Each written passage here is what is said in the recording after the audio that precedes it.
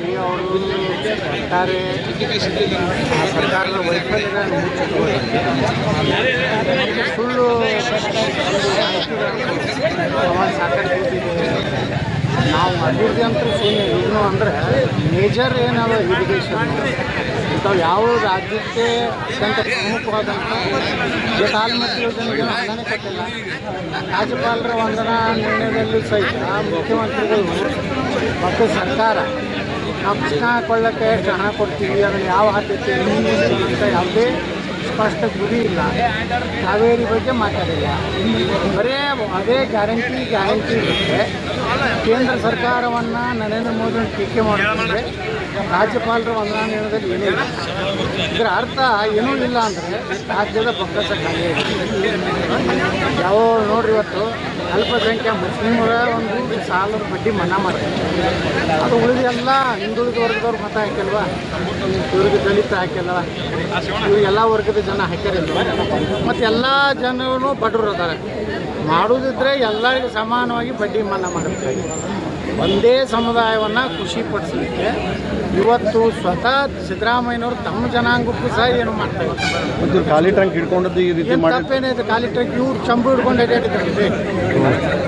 40% CM ಅಂತೇಳಿ ನಮ್ಮ ಬೊಮ್ಮಾಯಿರ ಬಗ್ಗೆ ರಸ್ತೆಗಳಲ್ಲಿ ಕಂಪೌಂಡ್ ವಾಲ್ಗಳ ಮೇಲೆ ಎಲ್ಲ ಬರ್ತದೆ. ಇವತ್ತು ಚಂಬು ಹಿಡ್ಕೊಂಡು ಇವರು ಇವತ್ತು ಲೋಕಸಭೆಯಲ್ಲಿ ನೋಡಿರಿ ಚರ್ಚೆನೇ ಮಾಡ್ತಾ ಇಲ್ಲ ರಾಹುಲ್ ಗಾಂಧಿ. ಯಾವುದೂ ಸಂಬಂಧ ಇಲ್ಲಾರಂಥ ಒಂದು ಪುಸ್ತಕ ಇನ್ನೂ ಬಿಡುಗಡೆನೇ ಆಗಿಲ್ಲ. ಅದ್ರ ಕಂಟೆಂಟ್ಸ್ ಏನನ್ನೋದೇ ಗೊತ್ತಿಲ್ಲ. ಇವತ್ತು ಹಿಂದಿನ ನಮ್ಮ ಏನು ವಾಯುಸೇನಾದ ಮುಖ್ಯಸ್ಥರು ನಮಗೆ ಅಧಿಕಾರ ಕೊಟ್ಟರು ಅಂತ ಹೇಳಿ ಪ್ರಧಾನ ಹೌದು. ಮತ್ತು ಮಿಲಿಟ್ರಿಯವರಿಗೆ ಫ್ರೀ ಹ್ಯಾಂಡ್ ಕೊಟ್ಟಿದ್ದಾರೆ. ಅದರ ಅರ್ಥ ಏನು, ನೀವೇನು ಬೇಕಾದ ಆ್ಯಕ್ಷನ್ ಮಾಡಿರಪ್ಪ ಅನ್ನೋ ಅದನ್ನು ತಪ್ಪು ಆ ಜನರಲ್ಲಿ ಮೂಡಿಸಲಿಕ್ಕೆ. ಮತ್ತು ಇವರಿಗೆಲ್ಲ ಇತಿಹಾಸ ನೆಹರುವಿಂದ ಹಿಡಿದು ಇಲ್ಲಿಯವರೆಗೇ ಇವ್ರ ಇತಿಹಾಸ ಏನು, ಇವರು ಅಕ್ರಮ ಸಂಬಂಧಗಳೇನು ಒಂದು ಈ ದೇಶದಲ್ಲಿ ಚರ್ಚೆ ಆಗಬೇಕಾಗ್ತದೆ. ಯಾವ ದೇಶದ ರಕ್ಷಣೆ ಬಗ್ಗೆ ಬಂದಾಗ ವಿದೇಶಕ್ಕೆ ಹೋದಾಗ ರಾಹುಲ್ ಗಾಂಧಿ ಭಾರತದ ವಿರುದ್ಧ ಮಾತಾಡ್ತಾರೆ. ಇಂಥ ಒಬ್ಬ ವಿರೋಧ ಪಕ್ಷ ನಾಯಕರು ನಮ್ಮ ದೇಶದ ದುರಂತ. ಅದರ ಪೀಳಿಗೆನೇ ಇವೆಲ್ಲ ಕರ್ನಾಟಕದಲ್ಲಿ ಅದ್ರ ಸಂತತಿನೇ ಇಲ್ಲೂ ಕರ್ನಾಟಕದಲ್ಲಿ ಈ ರೀತಿ. ಈಗ ಪ್ರಿಯಾಂಕಾ ಖರ್ಗೆ ಅವರು ಹೇಳಿದ್ದಾರೆ, ಈ ರೀತಿ ಟ್ರಂಕ್ ಖಾಲಿ ಹಿಡ್ಕೊಂಡು ಮೋದಿ ಕಡೆ ಏನಾದರೂ ಹೋಗಲಿ ಅಂತ ತುಂಬಿಸ್ಕೊಂಡು ಬರಲಿ, ಅವ್ರಿಗೆ ಅಲ್ಲಿ ಹೋಗಿ ಕೇಳೋವಂಥ ದಮ್ ಇಲ್ಲ ಅಂತ ಹೇಳ್ತಾರೆ. ನೋಡಿ, ರಾಜ್ಯ ಸರ್ಕಾರದೂ ಪಾಲಿದೆ ಮೆಟ್ರೋದಲ್ಲಿ. ರಾಜ್ಯ ಸರ್ಕಾರ ಬಿಟ್ಟು ಬರೀ ಕೇಂದ್ರ ಸರ್ಕಾರ. ಇವತ್ತು ಇಂಡಿಯನ್ ರೈಲ್ವೆ ಪೂರ್ತಿ ಭಾರತ ಸರ್ಕಾರ. ಮೆಟ್ರೋದಲ್ಲಿ ಶೇರಿಂಗ್ ಇದೆ ಕರ್ನಾಟಕ ಮತ್ತು ಗೌರ್ಮೆಂಟ್ ಆಫ್ ಇಂಡಿಯಾ. ಇವರೇ ಶಿಫಾರಸು ಮಾಡ್ಯಾರ ಏರಿಸ್ಬೇಕಂತ. ಯಾಕಂದ್ರೆ ಇವ್ರು ದುಡ್ಡು ಕೊಡೋದು ಆಗಲಾಗೈತಿ. ಅದಕ್ಕೆ ಇವ್ರು ತಪ್ಪು ಮಾಡಿದ್ದಕ್ಕೆ ತೇಜಸ್ ಸೂರ್ಯ ಇವತ್ತು ಪ್ರತಿಭಟನೆ ಮಾಡ್ಯಾರ. ಆ ತೇಜಸ್ ಸೂರ್ಯನ ಒಬ್ಬ MP ಅವ್ರನ್ನ ಅರೆಸ್ಟ್ ಮಾಡೋದು, ಅವ್ರ ಖಾಲಿ ಡಬ್ಬ ಯಾವ ಇದ್ರ ಮ್ಯಾಗ ಅರೆಸ್ಟ್ ಮಾಡಿದ್ರಿ? ಯಾವುದೇ ಸಾಮಾನ್ಯವಾಗಿ ಯಾವುದೇ ಹೋರಾಟಗಾರನೇ ಕರ್ಕೊಂಡು ಹೋಗ್ತಾರೆ, ಬಸ್ನಾಗ ಕರ್ಕೊಂಡು ಹೋಗ್ತಾರೆ, ಪೊಲೀಸ್ ಸ್ಟೇಷನ್ ಕುಂಡಿಸ್ತಾರೆ. ದೋಸ ಇಡ್ಲಿ ಹೋರಾಟ ಇವತ್ತೇನು ಭಾಳ ಹೋರಾಟ. ಹಿಂದೆ ನಮ್ಮ ಸ್ವಾತಂತ್ರ್ಯ ಹೋರಾಟಗಾರರು ಏನು ಜೈಲಿಗೆ ಹೋಗ್ತಾರೆ, ಇಲ್ಲೇ ಪೊಲೀಸ್ ಸ್ಟೇಷನ್ಗೆ ಹೋಗ್ತಾರೆ. ಯಾವ ಹೋಟೆಲ್ದಾಗ ಇಡ್ಲಿ ಚಲೋ ಇರ್ತೈತಿ, ಯಾವ ಹೋಟೆಲ್ ತಪ್ಪ ಅಂತ ಹೋರಾಟ ಅಂತ. ಅದಕ್ಕೆ ಈ ಹೋರಾಟವನ್ನು ಹತ್ತಿಕ್ಕುವುದು ಬದಲಿ ಸಿದ್ದರಾಮಯ್ಯ ಸರ್ಕಾರ ಆತ್ಮಾವಲೋಕನ ಮಾಡ್ಕೊಳ್ಳಿ.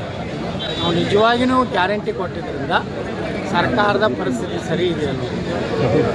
ಇದನ್ನು ಯಾವ ರೀತಿ ನೋಡ್ರಿ, 5,000 ಕೋಟಿ ರೂಪಾಯಿ ನಮ್ಮ ಮಹಿಳಾ ಮತ್ತು ಮಕ್ಕಳ ಕಲ್ಯಾಣದ ಮಂತ್ರಿ ಇನ್ನೂ ಲೆಕ್ಕ ಕೊಡಾಕ್ತಾ ಇರಲ್ಲ. ನಮ್ಮ ತೆಂಗಿನಕಾಯಿ ಅವ್ರಿಗೆ ಹೇಳಿದ್ರಲ್ಲ, ಇನ್ನೂ ಒಂದು ತಿಂಗಳದ ಹಾರ್ಸ್ಯಾರ.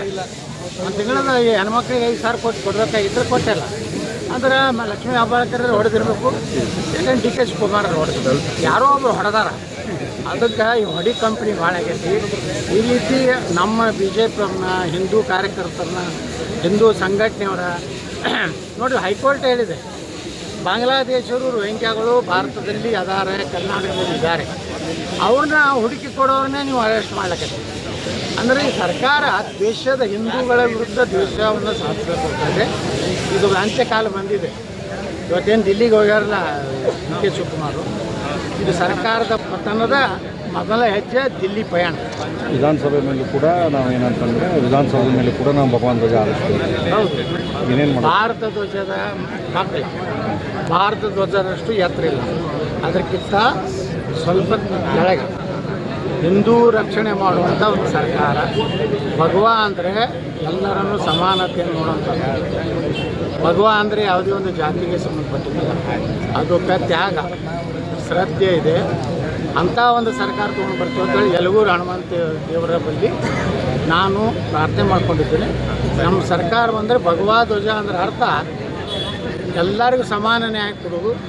ಯಾರೇ ಹಿಂದೂಗಳನ್ನು ತೊಂದರೆ ಕೊಟ್ಟರೆ, ದೇವಸ್ಥಾನಗಳ ಮೇಲೆ ಹಿಂದೂಗಳ ಮೆರವಣಿಗೆ ಮೇಲೆ ಕಲ್ಲು ಹೋಗಿದ್ರೆ ಬುಲ್ಡೋಜರ್ ಮತ್ತು JCB ರೆಡಿ ಇರೋವಂಥ ಸಂಕೇತ ಭಗವಾ. ಎಲ್ಲಿ ಹರಿಸ್ತೀರಿ ಅಂತ, ಎಲ್ಲಿ ಹರಿಸ್ಬೇಕು ಅಂತ ಬಿಡ್ಕೊಂಡಿದ್ದೀರಿ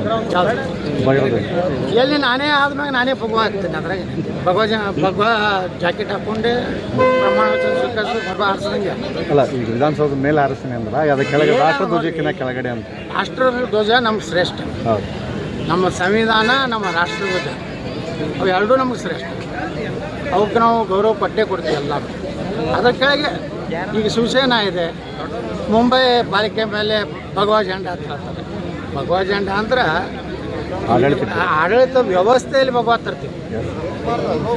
ಮತ್ತೇನಾದರೂ ಬಿಡ್ಕೊಂಡ್ರಿ ಸರ್? ಏನು ದೇಶ, ನಮ್ಮ ರಾಜ್ಯ ಉಳಿಬೇಕು, ದೇಶ ಉಳಿಬೇಕು, ಸನಾತನ ಧರ್ಮ ರಕ್ಷಣೆ ಆಗಬೇಕು. ಈ ದೇಶದ್ರೋಹಿಗಳು, ಭ್ರಷ್ಟರು, ರಾಜಕಾರಣಿಗಳು ಎಲ್ಲ ಪಾರ್ಟಿಯಾಗಿ ಏನದಾರಲ್ಲ ಅವರೆಲ್ಲ ಜೈಲಿಗೆ ಹೋಗ್ಬೇಕು. ಇಲ್ಲಾಂದ್ರೆ ಅಂತ್ಯಾಗಿ ಮನೆ ಹಾಕ್ಬೇಕು ಅಷ್ಟೇ. SIRಗೆ ರಾಜ್ಯದಲ್ಲಿ ಕೂಡ ವಿರೋಧ ವ್ಯಕ್ತವಾಗ್ತಾ ಇದೆ. ನೋಡಿ, ಸುಪ್ರೀಂ ಕೋರ್ಟ್ ಕಡೆಗೆ ಎಚ್ಚರಿಕೆ ಕೊಟ್ಟಿದೆ. SIRಕ್ಕೆ ಯಾವುದೇ ರಾಜ್ಯದವರು ತಕರಾರು ಮಾಡಬಾರ್ದು, ಎಲ್ಲ ರೀತಿಯಿಂದ ಸಹಕಾರ ಕೊಡಬೇಕು. SIR ಮಾಡೋದ್ರಿಂದ ಕಾಂಗ್ರೆಸ್ನವ್ರಿಗೆ, ಮಮತಾ ಬ್ಯಾನರ್ಜಿಗೆ, ಮುಲಾಯಂ ಸಿಂಗ್ ಯಾದವ್ಗೆ ಯಾಕೆ ತೊಂದರೆ ಆಗ್ಲಿಕ್ಕತ್ತದ? ಇವರೆಲ್ಲ ಫೇಕ್ ವೋಟರ್ಸ್ ಅದಾರಲ್ಲ. ಅದರಿಂದ ಇವತ್ತು ತಮಿಳ್ನಾಡಿನಲ್ಲಿ 1 ಕೋಟಿ ಸಮೀಪ ಸಿಕ್ಕಾರೆ. ಇವತ್ತು ಪಶ್ಚಿಮ ಬಂಗಾಳದಂತೂ ದೊಡ್ಡ ಅವರು ಸಂಘರ್ಷ ನಡೆದದ. ಆಸಾಮದಲ್ಲಿ ಅಲ್ಲಿಯ ಮುಖ್ಯಮಂತ್ರಿ ಹೊರಗೆ ಹಾಕ್ಲಕತ್ತಾರೆ. SIR ಆಗಬೇಕು. ಬಿಜಾಪುರ ನಗರದಲ್ಲಿ ಸುಮಾರು 15,000 to 18,000 ಬೋಗಸ್ ಮತದಾರರು ಅಂತೇಳಿ ಉಳಿತ ಅಂಕಿ ಸಂಖ್ಯೆ.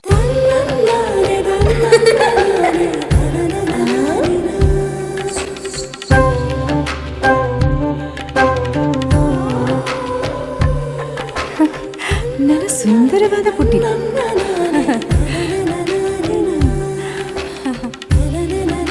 ಬಾಬಾ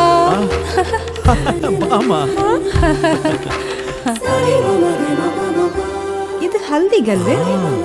ಇದು ಮೆಹಂದಿ. ಇದು ಅದು ರಿಸೆಪ್ಷನ್ಗೆ.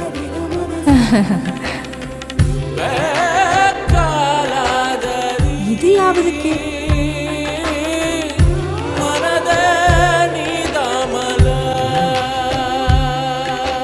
For me? Sultan Diamonds and Gold. Your life, your moments. Treasure the golden moments of your life.